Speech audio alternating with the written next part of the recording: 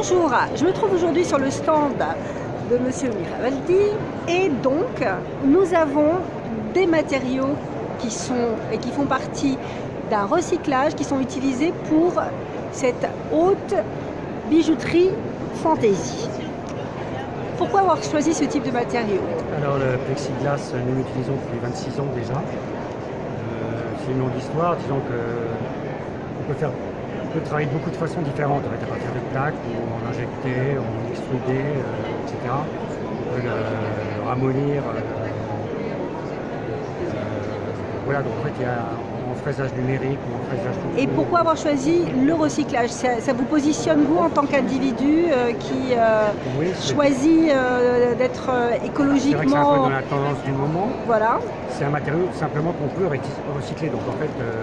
Et vous l'avez fait, depuis 26 ans, votre marque existe, ça fait 26 ans que vous travaillez sur ce type de matériaux recyclés? Non, pas du tout, c'est très récent en fait. D'accord. C'est notre fournisseur principal qui recycle, qui a une production parallèle où il recycle à partir de plaques déjà existantes, qui sont broyées en fait et remises à neuf quasiment, parce que à l'arrivée on a les mêmes qualités d'une plaque de plexiglas normale. Alors maintenant, sur vos choix de tendance, si vous créez la mode, vous créez 2 collections par an.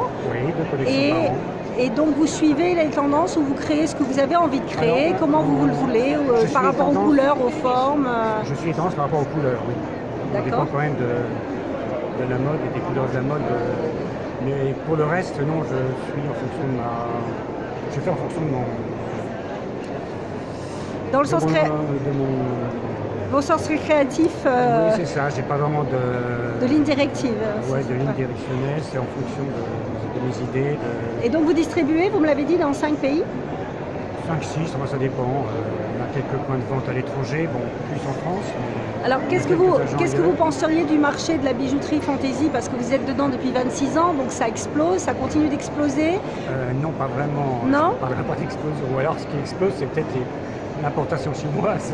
D'accord. Non, ça n'explose pas vraiment. Très bien. Donc non, moi je suis dans un domaine, vous pouvez voir sur ma page Facebook mes premiers modèles qui étaient beaucoup plus contemporains.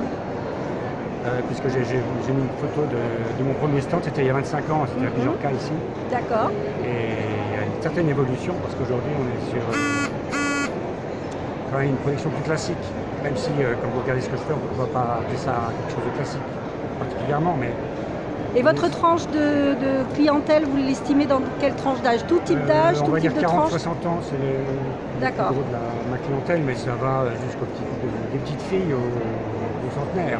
Eh bien écoutez, je vais faire un petit tour de visu avec la caméra, je vous remercie beaucoup. Ouais, merci.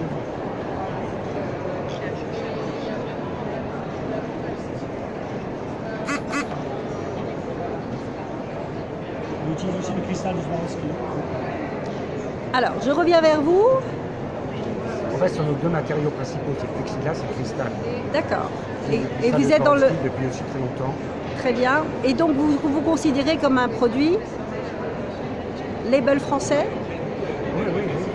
Donc c'était en France, voire même à Paris, sur les modèles. Enfin, tout le montage est fait à Paris. Donc c'est le savoir-faire français, c'est le design français. Oui, on a des sous-traitants, la plupart sont français, les plus gros. D'accord. C'est vraiment un savoir-faire qu'on a de plus en plus de mal à trouver, puisque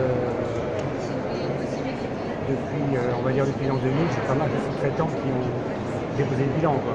Très bien, bah écoutez, longue vie aux produits français. Merci.